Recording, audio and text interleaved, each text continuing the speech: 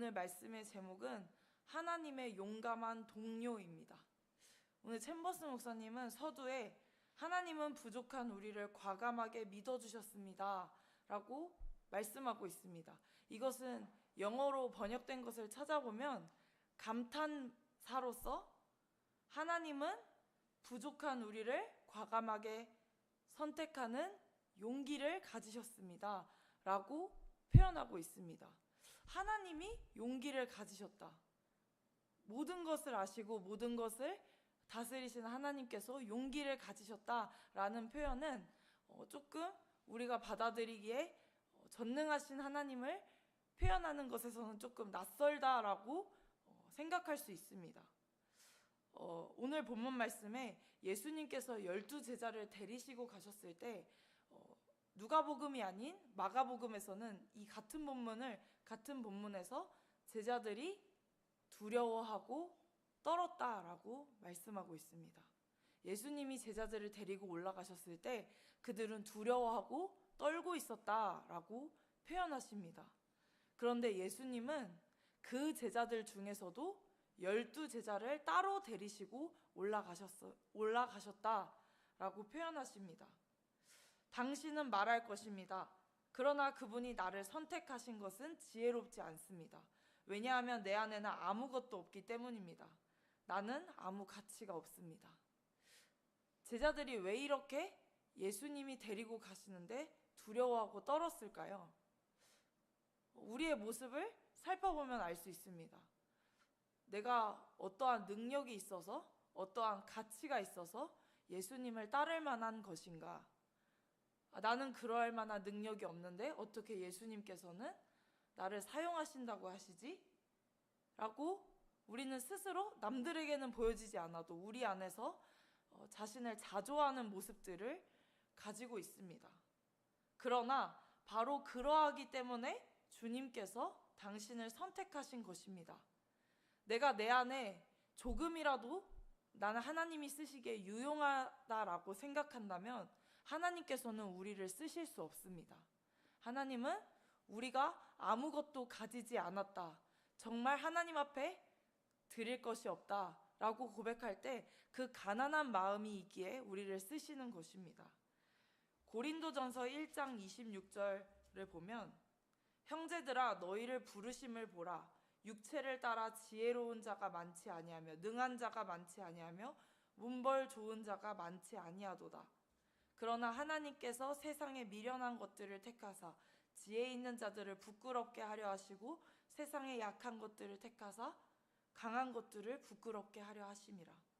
만약 우리가 하나님의 사람들, 그리스도인이라고 말하면서 저 사람은 말씀의 은사가 있어, 저 사람은 섬김의 은사가 있어, 그렇기 때문에 하나님이 저 사람을 기뻐하시고 저렇게 쓰시는 거야 라고 생각한다면 이것은 잘못된 것입니다.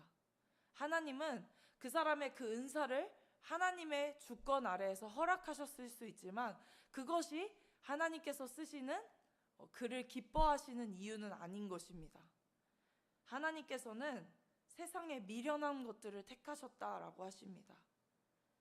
세상에 약한 것들을 택하셨다라고 하십니다. 다시 말하면 하나님께서는 우리가 우리의 약함을 자랑할 때 우리를 사용하신다라는 것입니다. 이는 아무 육체도 하나님 앞에서 자랑하지 못하게 하려 하심이라. 너희는 하나님으로부터 나서 그리스도 예수 안에 있고 예수는 하나님으로부터 나와서 우리에게 지혜와 의로움과 거룩함과 구원함이 되셨으니 기록된 바 자랑하는 자는 주 안에서 자랑하라 함과 같게 하려 함이라. 우리가 자랑하는 것은 우리가 주 안에 있다라는 사실로 자랑하는 것입니다. 아이러니하게도 하나님께서는 우리가 잘하는 것을 가지고 하나님 앞에 우리가 쓰임받는다고 생각하면 사실은 하나님은 우리를 쓰고 계시지 않는다라는 것입니다. 우리가 잘하는 것을 할 때는 용기가 필요하지 않습니다. 그냥 하면 되고 나에게 이러한 잘하는 것이 있기 때문에 이것을 향해 남들보다 앞서 나가는 것에 두려워하지 않고 주저하지 않습니다. 그러나 내 약함이 드러날 때, 내 약함으로 무언가 하나님의 뜻을, 하나님께서 우리에게 순종을 요구하실 때는 심히 두려워하고 떨 수밖에 없습니다. 우리에게는 그때 용기가 필요할 수밖에 없습니다. 그런데 하나님께서는 바로 그때 우리에게 강함이 되셔서 우리를 사용하신다라고 하십니다. 그분이 나를 선택하신 것은 지혜롭지 않습니다. 왜냐하면 나에게 아무것도 없기 때문입니다. 이 문구가 저는 이 말씀을 묵상하면서 굉장히 거슬렸습니다. 나는 아무것도 없는다는 것을 아는데 아무것도 없는다는 것을 굳이 하나님 앞에서 이렇게 고백해야 하나? 어차피 하나님은 이것을 다 알고 계시는데 라는 생각이 들었습니다. 그러나 챔버스 목사님의 오늘 마지막 묵상에 이 문구에 대한 명확한 대답을 하고 계셨습니다. 기독교의 중심은 우리가 하는 일이 아니라 우리가 유지해야 하는 하나님과의 관계입니다 라고 말씀하고 계셨습니다. 어제 제가 하나님의 비전은 우리가 어떤 직업과 소명을 일이라고 생각해서 그 일을 행하는 것이 아니라 하나님 앞에 멈춰서서 물음으로 하나님이 나를 부르신 것이 무엇인지 그것 앞에 서 있는 것이라고 하셨습니다. 그래서 우리가 하는 것을 멈추고 우리가 하려고 하는 것을 멈추고 하나님 앞에 멈춰서서 물어야 한다라고 제가 말씀드렸습니다. 하나님은 우리가 일을 하는 것이 아니라 하나님과의 관계를 유지해야 한다라고 합니다. 다시 말하면 내가 하나님과의 관계를 유지하는 것에 다시 시간을 쏟고 이 앞에서 다시 이 관계를 위해 내 모든 것을 집중시킨다면 하나님께서는 아무런 가치가 없다라는 나의 고백이 좌절에서 끝나는 것이 아니라 하나님이 나와 함께 하시다는 그 관계 안에서 심히 큰 능력으로 내가 다시 일어날 수 있다라는 것을 고백하게 된다라는 것입니다.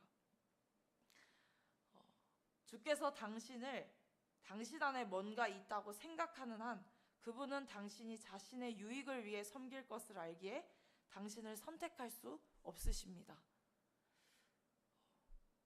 내 안에 있는 어떤 내가 잘하는 것으로 여러분들은 다른 사람을 위해 이것을 쓰기를 원하십니까? 아니면 내가 잘하는 것으로 내가 조금 더 영적인 유익을 더 얻기 위해 노력하십니까?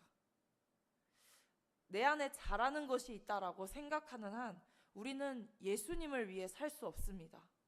제자들이 두려워하고 심히 떨었던 이유는 무엇이냐면 예수님께서 그 제자들을 끌고 가실 때 함께 하시는 그 관계 안에서의 초점을 둔 것이 아니라 예수님께서 채찍질 당하고 능욕당하고 모욕함을 받을 것이라는 그 길이 두려웠기 때문입니다. 주님과의 관계 안에 있지 않았기 때문에 그렇다라고 저는 묵상이 되었습니다. 실제로 초점은 우리의 재능이 아니라 가난한 마음입니다. 우리가 무엇을 가지고 있는가가 아니라 하나님이 우리 안에 무엇을 넣으셨는가입니다. 다시 말하면 우리가 자연적으로 기질적으로 타고난 성품, 재능 이것은 아무 쓸모가 없다라는 것입니다. 하나님께서 이것을 통해 일하실 수 있지만 하나님의 초점은 여기에 있지 않고 하나님과 내가 함께 하고 있는 그 관계에 초점이 있다라는 것입니다. 하나님의 동료는 오직 자신의 가난함을 깨닫는 사람만 가능합니다. 주님은 하나님께 여전히 유용하다고 생각하는 사람들을 향해 아무것도 할 수 없으십니다. 지난주에 하나님 앞에서 이 말씀을 선포하는 자리에서 제 학교를 오픈하는 것은 사실 쉬운 일이 아니었습니다. 학벌에 대한 열등감은 제가 살아온 이 20대, 지금 마지막인데 20대 내내를 저를 괴롭힌 것이었습니다. 나는 이런 대학을 갈 만한 사람이 아닌데 이런 대학에 갔고 나는 정말 공부를 열심히 했는데 나는 이런 대학에 갔어 라고 이 생각을 하면서 날마다 이것에 대한 극복하려는 저의 어떤 것들과 씨름하면서 하나님 앞에서 살았습니다. 그런데 하나님께서 내가 하나님과의 관계 안에 있을 때 이 약함을 자랑하게 되었을 때 이것은 더 이상 저를 올가매는 것이 되지 않았습니다. 오히려 저를 더 자유하게 되었습니다. 자유하게 만들었습니다. 그래서 하나님 앞에 기대가 되는 것은 무엇이냐면 나의 약함이 자랑이 되므로 하나님께서는 주 안에서 자랑하라 라는 그 말씀을 나에게 이루시고 있구나 라는 것에 대한 기대가 되었습니다. 사람들은 어떠한 반응을 하든 어떠한 생각을 하든 그 사람이 잘하든 못하든 각자 자기의 생각을 가지고 있습니다. 하나님 앞에 저 사람은 어떻게 사용되고 있다. 각자 자기의 생각을 가지고 있습니다. 그러나 우리가 점점 더 그리스도 안에서 깊어질수록 하나님과 우리와의 관계 안에서 우리가 깨닫게 되는 것은 능욕과 침뱉음과 모욕을 당할 때에도 주님과의 그 깊은 관계로서만 이 길을 걸어갈 수 있다라는 것을 경험하게 되는 것입니다. 그리고 그 사실은 내가 이 땅 위에 발을 두고 있지 않다라는 것을 기쁘게 여길 수밖에 없도록 인도하십니다. 우리는 하나님께서 무엇을 추구하시는지 다 알지 못하지만 어떤 상황에서도 주님과 인격적인 관계를 유지해야 합니다. 우리는 그 어떤 것이라도 하나님과의 관계를 파괴하는 것을 허용해서는 안 됩니다. 어제 멈춰서라고 제가 말씀드린 것은 우리가 하는 모든 일을 다 하지 말고 그냥 가만히 앉아서 주님을 생각해라 이런 말이 아닙니다. 우리가 하고 있는 일들이 있지만 그 일 가운데서 내가 주님을 생각하고 주님과 관계 맺었던 것이 그 집중이 흐트러졌다면 그것을 잠깐 멈추고 주님과의 시간에 집중하라라는 것입니다. 하나님께서는 우리가 갈수록 하나님의 길을 갈수록 더욱 애매해질 수밖에 없고 하나님이 무엇을 뜻하고 계시는지 알 수 없다라고 말씀하십니다. 그런데 그러한 순간에 우리가 가고 있는 것을 멈추고 하나님 앞에서 시간을 가진다라는 것은 실로 답답한 일이 아닐 수가 없습니다. 그러나 하나님께서는 이 과정을 통해서 우리의 부르심을 더욱 명확하게 하심으로 우리가 하나님의 용감한 동료가 되었다라는 사실을 깨닫게 하십니다. 나에게는 아무런 능력이 없다라는 것을 깨닫지만 동시에 이런 나를 쓰시는 주님의 크신 사랑을 알게 하십니다. 주님이 우리를 용감한 동료로 불러주셨다라는 그 사실 앞에 우리가 서 있게 되는 것입니다. 이 관계 안에서 이 정체성이 바로 우리가 세상을 이겨나갈 힘이 되는 것입니다. 어제, 오늘, 내일 다 같은 본문을 챔버스 목사님은 말씀하고 계십니다. 내일은 하나님께서 당황케 하는 하나님의 부르심에 대해서 말씀하십니다. 계속해서 하나님과의 관계, 하나님과의 부르심, 그리고 그 안에서 우리의 어떠한 것이 아닌 그리스도 안에서의 우리의 능력을 하나님께서는 깨달으라라고 말씀하십니다. 이 안에서 우리가 하나님 앞에 나아갈 때 절대 우리는 우리 스스로의 능력으로 하나님 앞에 설 수 없습니다. 내가 한번 내 가난한 마음이 생겼다고 해서 내일 그 가난한 마음이 지속되는 것은 아닙니다. 그렇기에 더욱더 하나님과의 관계에 있어서 이 관계를 흐트리는 어떤 것도 용납해서는 안 되는 것입니다. 무언가 내 마음이 어떠한 것에 격동하고 있고 어떠한 사람에게 시선이 꽂혀 있고 내가 벌어야 하는 물질과 내가 한 달 동안 생활해야 하는 이 육신적인 삶에 꽂혀 있다면 우리는 하나님과의 관계에 집중할 수 없습니다. 그리고 그것에 꽂혀 있는 나 자신을 스스로 바라보고 하나님과의 관계에 대한 시선을 돌리라라고 말씀하고 있습니다. 예수님께서는 12제자를 데리시고 예루살렘으로 올라가셨습니다. 그 길을 가기까지 제자들은 두려워했지만 그 길에 있어서 하나님께서는 예수님이 그 제자들을 통해 이 십자가의 길을 걷게 될 것이라는 것을 이미 완성된 그림 안에서 보고 계셨습니다. 우리 또한 하나님께서는 그렇게 보고 계십니다. 이미 완성된 그림 안에서 우리를 하나님이 쓰시고자 하는 그 약속을 이루실 것을 보고 계십니다. 다만 우리가 오늘의 삶을 살며 그 주님의 시선 앞에 내가 일치되어질 때 우리는 우리의 모든 것을 내려놓고 예루살렘으로 올라갈 수 있게 되어집니다. 그리고 이 예루살렘에 올라가는 하나님의 뜻은 하나님께서 당신과는 상의하지 않고 주의 뜻을 이루시는 것을 의미합니다. 주님이 우리와 모든 것을 나누고 교제하시지만 우리에게 상의하지 않고 그분의 뜻을 이루시기까지 우리는 주님 앞에 신뢰를 얻는 하나님의 동료가 될 것입니다.